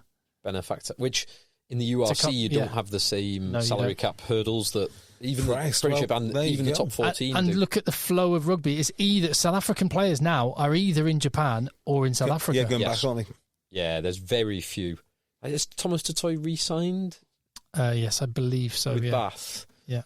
So that's a phenomenal bit of business for Bath to do. Yeah. Because that is very, very difficult. I just think we spoke about Crawley last week. The Tigers just not the marquee name that they need. They need someone. I think he'd be a great signing. I think it'd be a good signing. I think I would. I just don't think they'll get him. He won't do it, and he won't let him go. I'd love to see Mounga, Bowden Barrett, or Damien McKenzie. I would also like to see one of the slightly lower French fly halves, like a Hastoy or who's the boy at Toulon, or was it Toulon, the old under 20s? I know exactly who you mean. Anyway, one of those guys who's not going to get a look in. Oh, Carbonell. Yeah, Carbonell. Louis Carbonell. Yeah, I'd love to see one of those boys do it, but you just won't, because even though they're not playing for France, the top 14 money's too good. Go and get Entomac. How much would Entomac cost? Statement of intent, that. I mean, that really is a statement of intent. It just... What? Like, I don't think there's an amount. Well, no, there would. There be is an amount. Everyone has an amount. No. What would be the amount of money? Because flip it round, it's not. Would they? It was what? How much money would Roman and Tamak have to be offered before he would give up playing and living in Toulouse and winning top 14 and Heineken Cups regularly? Regularly. You're talking. I think even if he got offered £1 million, if he got offered $1 million, he'd say a flat no, wouldn't even entertain the question. I think he would have to be 1.3 more. I really think. Yeah, genuinely, I think more than that. I think he would have to have by far the highest ever, like a multiple of the largest ever rugby contract for him to even contemplate it. So, okay, let's just play this game because I love it. So, he's not even the best fly half on the planet. He's a very good fly half. Yep. So, Leicester Tigers would have to part with, I'm going to say 1.3 to 1.6 to get him. I think 1.6 does it. So maybe. So, I think that is the money for the best fly half on the planet. Yeah. But I think Ntamack, because he's playing for France and for Toulouse, you're a multiple of that. Because he's giving up playing with his best mate Dupont and his best mate Ramos and all of his other best mates. Winning everything. Amazing. And also winning multiple Heineken Cups and multiple top 14s. He doesn't give up his French shirt, though. He does give someone else a chance to play for Toulouse, which is the same as giving up his French shirt. Yes. Like the 1.6 million. 1.6 million. I think it's, how much do you think he's being paid? I think he's probably getting paid €500,000, something like that. So if you were trebling his money... I'm with Jay. I think 1.5 million you would get. 1.6. I think. Hi, it's Eugenio Derbez. Did you know that with Boost Mobile, you can cut your phone bill in half this tax season? Yes, half. Buy 6 months of service and get 6 months free. That's a full year of service paying half. That sounds good, doesn't it? And all on the Boost network with 99% nationwide coverage. Don't wait. Visit your Boost store today. Requires upfront payment, taxes, and fees extra. Terms and exclusions apply. Visit boostmobile.com for full terms. This is a PSA, or public sock announcement. Experts have declared Bombas socks as the best way to warm up chilly feet. These pairs are super cushy, soft, and designed for maximum coziness. Plus, for every pair purchased, another pair will be donated, so someone in need of essential clothing can stay warm this winter. Go to bombas.com/ACAST and use code ACAST for 20% off your first purchase. That's BOMBAS.com/ACAST and use code ACAST at checkout.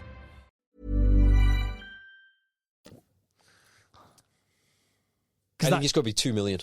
Really, because of the long term, like if he wins 2 Heineken Cups, like if he stops now, and he's got to be on a 5-year contract too. It's a long term. So 2 Heineken Cups and 2. Yeah, he would have to be basically spending his prime years at Leicester Tigers. So 2 Heineken Cups and 2 Six He's only Nations 25. Is a good story, but it's not. If he plays at Toulon for the next 8 years, say, so it's 33, something like that, he could win another 4 Six Nations. He could win another 3 or 4 Heineken Cups. He could win another half a dozen top 14 titles. Like he could be one of the most decorated rugby players of all time. And he's a hero in Toulouse. Now, Leicester Tigers is an amazing club. It's probably one of my favourite clubs in the world, actually, just in terms of the history and the size and the crowd noise. Yeah. It's still not Toulouse. It's not even close. It's not, is it? I really so 8 million. Well, 8 million over 5 years. Do you know what this like? It's 2 million a year. I think you might have to. 10 million over 5 years. I'm flipping around. I think 1.5 you might get him. But actually, I'm just thinking around, and it's a broader point here with the fly half position. There are so few excellent fly halves. I think it's probably, in terms, we were talking about depth at 7 in England. I think there are as many. Yeah, well, when I look around at fly halves generally around the world, I think it might be one of the weakest positions on the field. Well, okay. So just back to Leicester Tigers, what do they want? They want somebody who's not going to be called up for international, hopefully. They want someone who's already playing for a big team, so like big team experience. Experience of winning things. Probably someone who knows a bit about Leicester Tigers because it's a special club. I mean, maybe they've been there before, but maybe not important. And the ability to sign a long-term... 5-year deal. Who fits that mould? George Ford. No, because he can't do long... Richie Muunga. Dan Lancaster. Currently Racing. Right. Used to be at Tigers. Winning things. Well, let's not muddy the waters. Yeah, okay. Yeah. So, and would definitely sign for 5 years. He would definitely sign for 5 years. Here's genuinely interesting, like in terms of the 10s around the world and the options. When you look at the top 14, which has the deepest pockets of them all, Ep45 started at the weekend for Claremont. He's 38? like, he must be, pushing 40. Yeah. Cami Lopez is injured at the minute, but he's the main man for Bayonne, and he's 37, 38. It's just not a position that requires a young man, though, is it? 39. Ep45, 2 weeks ago, turned 39. Ahaya West was starting for La Rochelle. Yeah, he's not that old, is he? No. Maybe 33, Ahaya West. Dan Lancaster was starting. Joe Simmons was starting. Yeah, still in his prime. So there's not many. There's not, is there? They're even struggling. Someone on our group chat suggested Sam Davis the other day. For Leicester. Which was roundly laughed out of town. They are top of the Pro D2 for Grenoble. Anyway, can I talk about the live game that I saw this week? Yes. So Llandudno hosting Mould. Yeah, I departed English rugby and watched some Welsh rugby. First time I've done that for a long time. I went to watch Llandudno versus Mould. Now, full disclosure, I know a lot of people from both clubs, and I was watching a friend of the pod, Hoppo, captain. I think he captained. He's definitely the coach. 40-year-old winger. Hoppo, also the man who thinks Sam Davis should be starting fly half for Leicester Tigers. Absolute joker, absolute clown. Don't know where he's got that from. Delusional Welshman. Yeah. And friend of the pod. And all-round great lad. And great rugby player. Did you play with him? Yeah, he played it, said for a brief period. Yeah. So I love Llandudno Rugby Club. I shouldn't because I played at Cornby, but I love Llandudno Rugby Club. So what it stands for, and it's just like, it is a local club full of hard men that just does the right thing for the local community, and it is really like a big focal point of the town, more so than many other clubs which I visited. Like Llandudno Rugby Club is a big deal. It's part of the town, isn't it? It really is. Yeah, Whereas, it really is. Like, I can't think of it. Certainly not a Manchester club. Maybe like, I don't know, Oldham or Oldham. None of the clubs around here are part of the town. Maybe like Tarleton or somewhere like that would be. Aspel, I don't know. I would generally say, I don't even know those clubs well. The players that played really well for Llandudno over the years are actually well-known individuals in the town. Like properly well-known, like C-list famous people in Llandudno. So I went down to watch it. I was pleasantly surprised by what I saw. Now, Llandudno are a team that like to whinge a lot. So they were moaning massively about the lack of players. But the players I saw on display were really quite good. Really, quite decent. They're 13 tall Mould pieces. Mould, for their part, first half, really decent pack. Allegedly, they have, when all their first 15-8 are ready and fit in the pack, a pack which is heavier than Wales. Apparently, I mean, at that level, that's not really a boast. yeah. Like a Championship National 1 level. If you told me RGC had a pack that's heavier, I'd be like, yes. Let's see that pack. Yeah. When La Rochelle say it, it's one thing. Yeah. When Mull say it, well, it could be something else. Yes. Apparently, the tight head prop is 133 kilograms. Yeah. I don't doubt it. Yeah. I do not doubt it. And the first thing I said is sell him to France. If he's that valuable, sell him to France. My missus, obviously we've spoken about this before, as is yours, is an anaesthetist, and she'll sometimes like complain about like a really difficult case of I had a really hard spinal to do today. Why was it hard? Oh, it was a woman. She was a bit overweight. How much did she weigh? 160 kilograms. Good God. How tall was she? 5'2"? What her BMI is like in the 80s. Like, okay, yeah, I'm not surprised that was hard. Yeah, you hear it all the time. You hear it all of the time. Yeah. So anyway, Mould, hard runners. First off, did all right. Line out was on point. I really enjoyed that line out. There's some really good stuff. But then as they got tired, Llandudno backs ripped them to pieces. Llandudno's 13 was exceptional. Oh, really? Just ran around them. He'd be a good player many leagues higher, I suspect. Where was Hoppo playing? Was he on the wing? He's on the wing. So you can play across the back line? He can. He's a very decent player. Mould were actually really, really quite good. They were, I think a fourth. Mould, they're like third bottom, something like that. So, yeah. But then, unfortunately, or fortunately, depending on which side you were supporting, Llandudno ran away with it. Very good. Any other business? Any other business? Finished watching season 2 of Severance. Very good show. Would recommend. I have listened to the Joe Rogan. I don't care. Who knows this? What's his name? Ian Carroll podcast about 8 times now, and I intend to listen to it more. I listened to a very good econ talk. Not listened for ages. Some of them recently. Russ Roberts is a different man to what he was, 15 years ago. He does some softer stuff rather than purely economics, which I love going back listening to the pure economics. Yeah, I do stuff. as well. Some of the softer stuff I don't like as much. Some of it I find fascinating, and some of the ones that you don't expect you're going to like, I ended up loving. Like there was one about is it a female kind of reporter journalist who'd been on this is ages ago. It's not the fishing boat. On a fishing boat. Yeah, it was good. Wasn't it? Was fascinating, absolutely fascinating. So there's one last week on unreasonable hospitality, which is about a guy who is a restaurateur. He had one of the best restaurants in the world in New York, and he's talking about how he says you're not. No, it's impossible to achieve perfection. But how, like, the little bits that you all add up to make the greater whole, and how you, like, surprise and impress people. And you'll listen to the first 5 minutes of it and think, oh my God, this is so pretentious and annoying, and oh, this guy is a knob.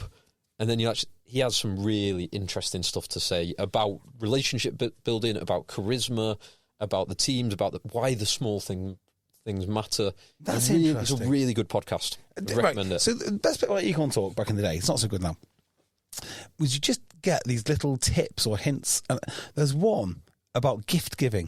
Do you remember this? Probably not, no. It was only like a snippet. It touches on a little bit on that kind of thing in this one. I was like, why is gift giving good? And I can't exactly remember it. I wish I could find it because I think it's an interesting point. But it's something along the lines of, well, it doesn't make any sense because if I give you a gift, I have to go and source it, find it, I give it you, it might not be quite the right thing, it's only broadly speaking like what you want.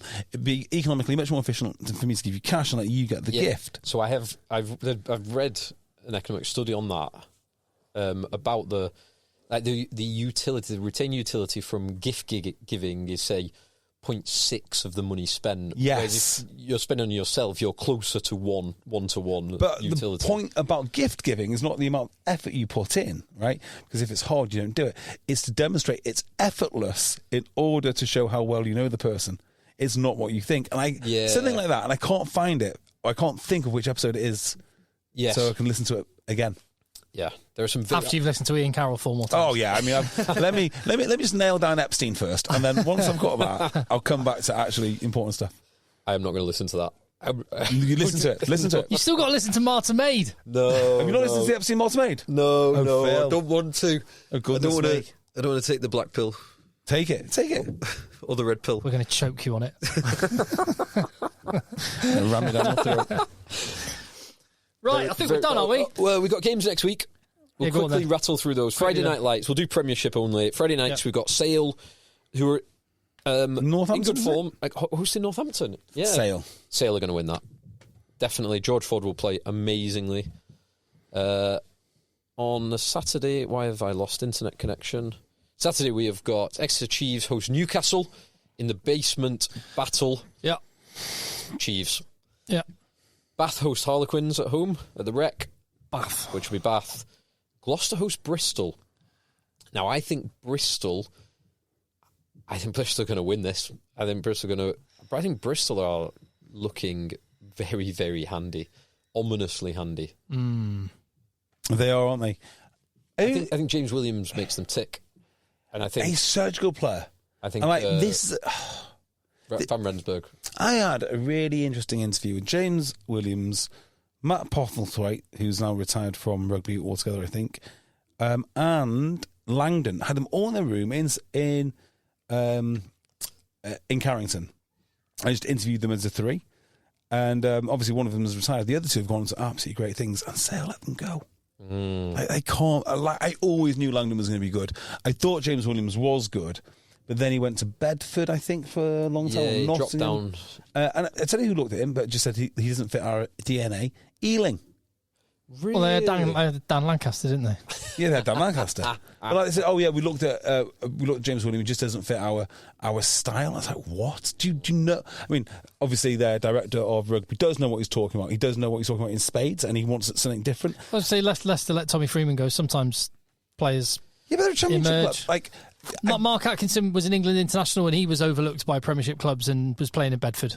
Yeah. Crazy, isn't it? 12 Trees was let go by Leicester. It does show, doesn't it, that maybe you should pick up the player based on his talent rather than what your perceived philosophy of the game is. But distinguishing those two, because like James Williams, so Freeman is easier to say. God, he's 6'3", he's 100 plus kg and can run a 11-second 100 meters. It's easier to say he's got that talent. James Williams doesn't he's not 6'3". Nope, he's not 100 plus kg. He's not even 6 foot, I don't think. Yeah. He's not a standout boy in terms of like the raw attributes.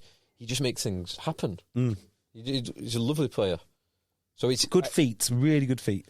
I do kind of, to a degree, I sympathise a little bit more with people letting someone like him go, albeit maybe that's why you should be paying these guys. I just don't think they were watching what he does. That's what I honestly think. They looked at him on paper and they go, this guy's not over 6 foot. He's been in the championship for too long. I think there's almost like a smell about you at that point. Yeah. Like, championship, really? I'm not sure I want to give him a chance. Like if you were looking on paper, it is... It's the Moneyball. I recently rewatched Moneyball, and it's like the trying not to fall into the old Moneyball trap, but also trying not to fall too much into the new Moneyball trap, which is these guys don't just play on paper. You can't just go with the strong jawline, hot girlfriend kind of Moneyball stuff. But you also can't just say, well, on paper this guy is 6'3", 100 kg. Someone, Alex Good, when he was coming through, if you just looked at his stats on paper, you never would have picked him. Yeah. And he's one of the best Premiership players of all time. His over-the-shoulder pass this weekend for the... who was it that scored that try? Elliot. Yeah. It was the Elliot try. That was...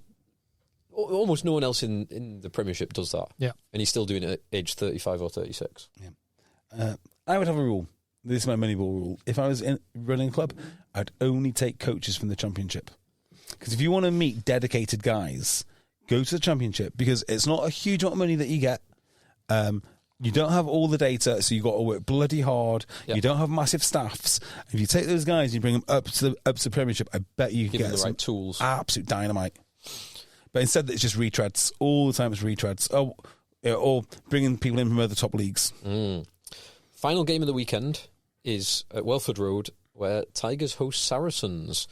And Saracens, who, dropping out of the top 4, they need a win. They do. And Saracens also they were playing at home, albeit at Spurs Stadium, so they retained some of their England talent, like George and like Itoje and like Elliot Daly. They're going to want to play in the Champions Cup. Yeah. So I think they're going to rest they're going to rest them for this one. Yeah, they're going to have to.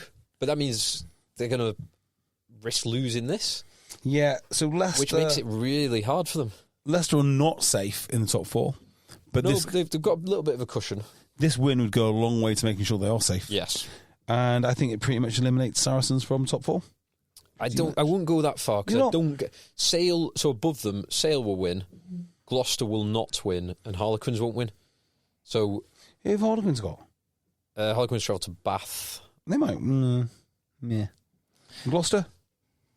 They host Bristol. Bristol, yeah.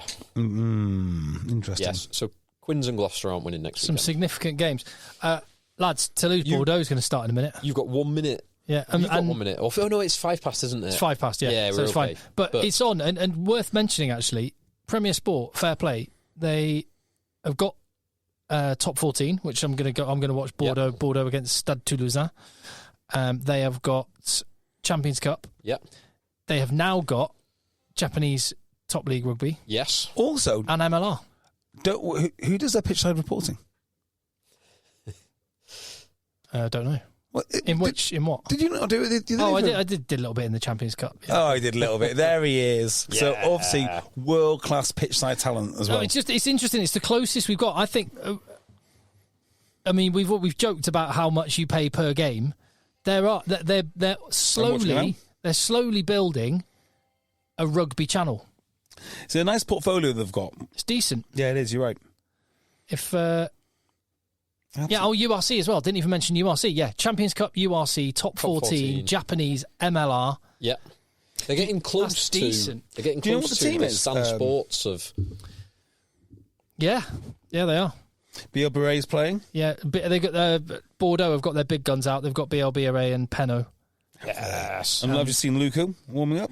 And Stade Toulousain have got don't have Ntamak. Who's the Jack Japanese Willis is guy? playing. Saito, he's scrum half. Yeah. He's their third choice scrum half. Third choice scrum half. He's playing in this one. Is he starting Japanese scrum half? Yeah. Jacques Willis. Are you watching on? Sorry, we're just basically commentating on our pictures. Yeah, that's fine. Yeah, I'm watching the same thing. Yeah, I'm watching the same feed you are. Yeah, but I was just sort of thinking, genuinely, £12 a month for all that rugby is decent. Is decent. It is good value. Do you need that? I mean, you said it's good value. What if you just paid us £12 a month and we tell you about it every Sunday? Well, our coverage of MLR and the Japanese League is limited. It is limited, but you've got so much rugby on here, right? You're not going to watch it anyway. So if you just give us the £12 a month, we will tell you what you need to know. Although I am going out. Patreon. I need to let you two know, actually. I am going to... am I missing 2 Sundays? Oh, I'm not missing, but I'll be there. But I will be in LA. What? Yeah. Doing what? Amazing. In a couple of weeks. Well, basically, I had a companion voucher that I needed to use up. Classic. And then Classic Avios, BA Amex. BA Amex. I had a companion voucher I needed to be used up. It had a deadline. Kate has a friend in Los Angeles who was going to Japan on holiday and needed someone to sit in their house. Basically, they need someone to like just put out the wildfires. Yeah, I was going to say, if you still got a house in LA, you're doing all right. Put out the wildfires. So basically, it was basically the flights there and back cost £150 for the pair of us, and free accommodation in LA. So I thought, sod it, I can work wherever. Tim Cocker. It's Easter holidays, and this is the thing. You will get to this point. I'm at the point now where the kids. You don't need to. Whereas I am locked in for the next 10 years. You're locked in for a bit. We are locked in for the next. But you had a lot years. more fun while I was changing nappies. So swings and roundabouts, mate. Swings and roundabouts. Trade-offs all the way down. Right. Yeah, but no. JB's point. I'll tell you what they can do. You can pay £3 and get a load of extra content on top. By going to patreon.com/EggChasers. Perfect. Go and listen to the Canadian women's rugby. Oh, just maybe we'll just put it on the main feed so you know what you can. No, not that one. That was Patreon only. We've got the Hugo pod. Can we put that on? Oh, the Hugo one. No. That is Patreon only. Yeah, that is Patreon for legal reasons. Yes, exactly. Definitely. The Canadian women's rugby is worth £3 or £4 of anyone's 100%. I'm watching the Bordeaux cheerleaders do their thing. Very suggestive. Patreon.com/EggChasers. Contact eggchasers@gmail.com. Let the boys end. The boys end. This tax season at Boost Mobile, when you buy 6 months on our best unlimited plans, we will give you the next 6 months for free. Plus, enter to win up to $10,000 and double your tax refund. Your refund, your rules. Requires upfront payment. Taxes and fees extra. Terms and exclusions apply. Visit boostmobile.com for full offer terms and sweeps details. Does it ever feel like you're a marketing professional just speaking into the void? Well, with LinkedIn ads, you can know you're reaching the right decision makers. You can even target buyers by job title, industry, company, seniority, skills. Wait, did I say job title yet? Get started today and see how you can avoid the void and reach the right buyers with LinkedIn ads. We'll even give you a $100 credit on your next campaign. Get started at linkedin.com/results. Terms and conditions apply. O'Reilly. Check engine light on? Take the guesswork out of your check engine light with O'Reilly Veriscan. It's free and provides a report with solutions based on over 650 million vehicle scans verified by ASE-certified master technicians. And if you need help, we can recommend a shop for you. Ask for O'Reilly Veriscan today. O'Reilly Auto Parts.